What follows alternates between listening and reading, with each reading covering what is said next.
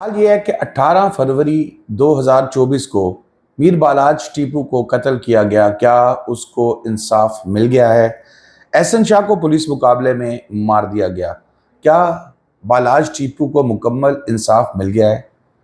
बहुत से सवालात हैं और एहसन शाह की वालदा भी जो है वो सामने आ गई हैं, क्योंकि इससे पहले तकरीबन 6-7 माह से जब से एहसन शाह गिरफ्तार था उस वक़्त से उसकी वालदा या कोई और जो है फैमिली का मीडिया के सामने नहीं आया। लेकिन जैसे ही ये इत्तला मिलती है कि एहसन शाह जो है वो दौरान हिरासत मारा गया है, तो उसके लवाहिकीन, उसकी कज़न्स, बहनें, वालदा सब निकल के सामने आ जाते हैं और इंसाफ की दुहाई देने लगते हैं। क्या उनका इंसाफ मांगना हक है? बिल्कुल, यकीनन उनका हक है, क्योंकि अगर एहसन शाह इसमें मुलव्विस था और पुलिस के पास ढेर शहादतें मौजूद थी, तो अदालत जो है वो पाकिस्तान के अंदर, दुनिया के हर कानून के अंदर सज़ा देने के लिए अदालत है। तो दूसरा सवाल ये आता है कि क्या पाकिस्तान के लोगों का अदालतों पे से एतमाद उठ गया है? मैं अपनी राय इस पे नहीं दूंगा, लेकिन जो अदालतों के अंदर हो रहा है, शायद लोगों का एतमाद उठ गया है, इसलिए वो खुद इंसाफ करने चल पड़ते हैं। लेकिन ये एक बड़ा अहम मसला है, क्योंकि जो उसकी वालदा की गुफ्तगू मैं आपसे शेयर करूंगा, उसमें वो तमाम इल्ज़ाम जो है वो CIA पुलिस पर आयद कर रही है। लेकिन CIA पुलिस का वक़ूआ मैं आपको रात को बता चुका हूँ सारा अपने वीलॉग में, कि शादबाग के इलाके में जो है वो उसको किसी चीज़ की शनाख्त के लिए या बरामदगी के लिए ले जाया जा रहा था, और वहाँ पर उसके भाई अली रज़ा का नाम दिया जा रहा है कि उसने अपने साथियों के साथ एहसन शाह को छुड़ाने की कोशिश की। फायरिंग का तबादला हुआ, मुलजिमान जो थे उनकी फायरिंग एहसन शाह को लगी और एहसन शाह ज़ख्मी हुआ, अस्पताल ले जाया गया, लेकिन वो जहाँ पर ना हो सका। आप अगर इसको मीर बालाज केस को फॉलो कर रहे हैं शुरू से, तो यकीनन आपने बहुत से लोगों के वीलॉग्स सुने होंगे जिसमें बड़े बड़े नामवर लोग भी हैं और जो ताल्लुक़ भी रखते हैं मीर बालाज से या दूसरी पार्टी से। वो ये दावा कर चुके हैं कि मीर बालाज जो है वो उसके कातिल जो है वो एहसन शाह, इसका कोई अंजाम अच्छा नहीं होगा। खुल के तो कुछ लोगों ने बातें नहीं की, लेकिन बात अंजाम वो कह चुके हैं।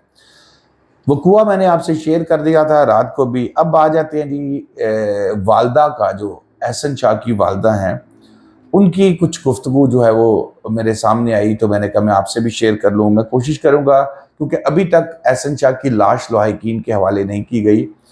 उस पर भी उनके लवाहिकीन परेशान हैं और इल्ज़ाम फिर पुलिस पर लगाया जा रहा है। 12 फरवरी 2024 को एहसन शाह को जो है वो एक शादी की तकरीब में गोलियां मारी गई, तो वो जाँ बहक हो गया, शूटर वही मारा गया। मुकदमा जब दर्ज हुआ, तफ्तीश शुरू हुई। एहसन शाह उस वक़्त उम्रे की अदायगी के लिए गया था, वापस आया, मगरमच्छ के आंसू रोता रहा आके जनाजे के पास, जनाजे के घर में खड़े होके।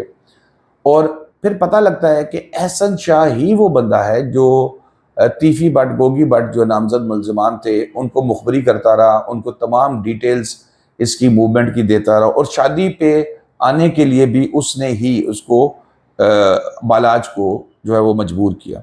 एक खूबसूरत नौजवान वीर बालाज टीपू, जो वो इन दुश्मनियों में नहीं पड़ना चाहता था, जो इन दुश्मनियों से दूर रहना चाहता था, लेकिन इस दुश्मनी को निभाना, इन दुश्मनियों को निभाना उसकी मजबूरी थी। उसके दादा, उसके वालिद, उसके परदादा सब किसी न किसी जो इस तरह की मौत का शिकार हुए थे।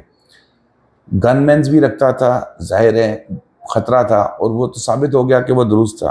बहरहाल अब चलते हैं जनाब मुलजिम की, जो एहसन शाह है, जो मारा गया है दौरान हिरासत। एक बहुत बड़ा सवालिया निशान है, क्योंकि जब कोई मुलजिम जेल में होता है तो वो अदालत की कस्टडी में होता है। कहते हैं ना जुडिशल रिमांड में भेज दो, तो जुडिशल रिमांड में जब भेजते हैं तो इसका मतलब है कि वो अदालत की कस्टडी में है, और अगर आपने उससे तफ्तीश करनी है, आपने उसको कहीं ले जाना है, तो अदालत का ऑर्डर ज़रूरी होता है। तो यकीनन मुझे इस बात का तो 100% यकीन है कि अदालत से कोई ऑर्डर लिया गया होगा, क्योंकि इतनी बड़ी तो ये नहीं हो सकता कि अदालत से कोई ऑर्डर ही ना ले और मुलजिम को बगैर उसके जेल से निकाल दे। जेल हुकाम کسی صورت میں بھی ایسا نہیں کرنے دیتے۔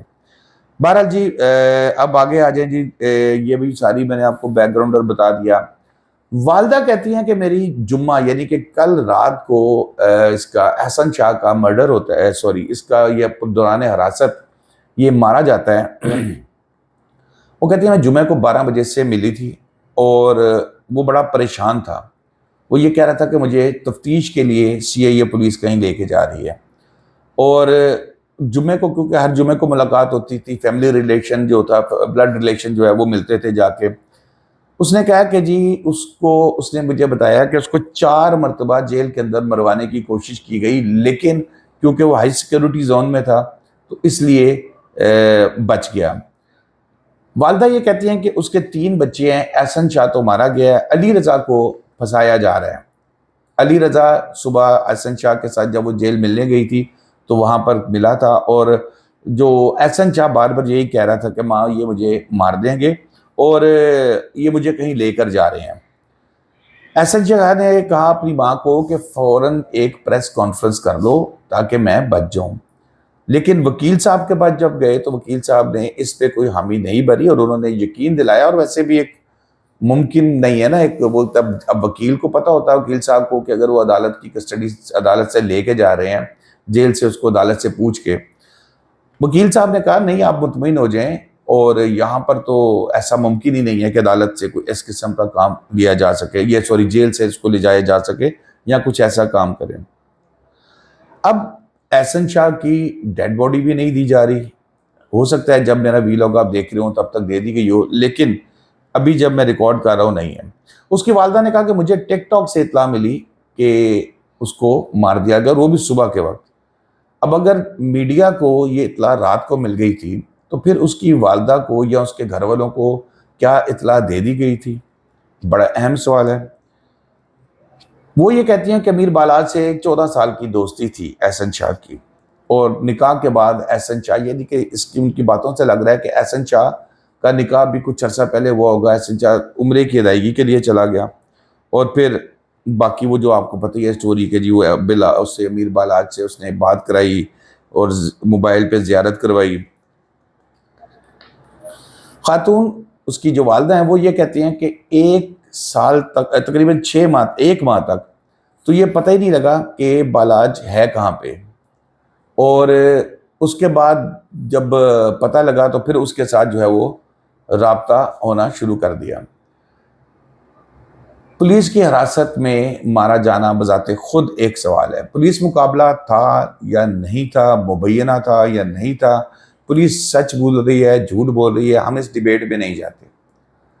سوال یہ ہے کہ ایک ملزم جو ہے وہ عدالت نے پولیس کی جیل کی کسٹڈی میں دیا، اور وہ اب عدالت کو جواب تو دینا پڑے گا، مطمئن کرنا پڑے گا۔ ممکن ہے کہ عدالتی حکم آئے کہ اس کی جوڈیشل انکوائری کرائی جائے۔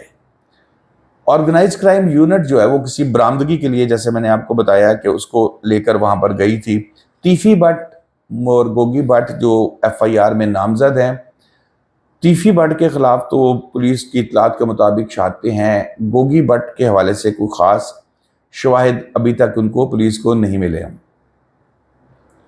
اب وہ کہتی خاتون نے والدہ نے الزام لگائے کہ جی پولیس جو ہے وہ 35 لاکھ روپیہ گھر سے بھی لے گئی تھی، وہ اس نے گاڑی بیچی تھی۔ اس نے کہا کہ کوئی احسن شاہ کوئی غریب نہیں تھا، احسن شاہ کا والد مظفر شاہ بہت بڑا نام تھا، بہت پیسہ تھا۔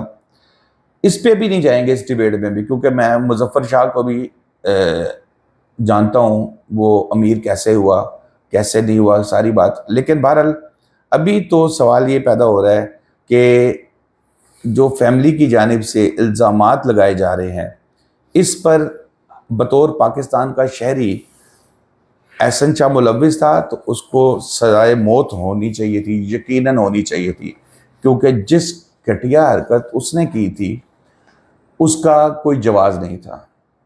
لیکن یہ اس کا بھائی ہو یا کوئی بھی دوسرا ہو، یہ اس کا رائٹ نہیں ہے کہ وہ یہ کام کرے۔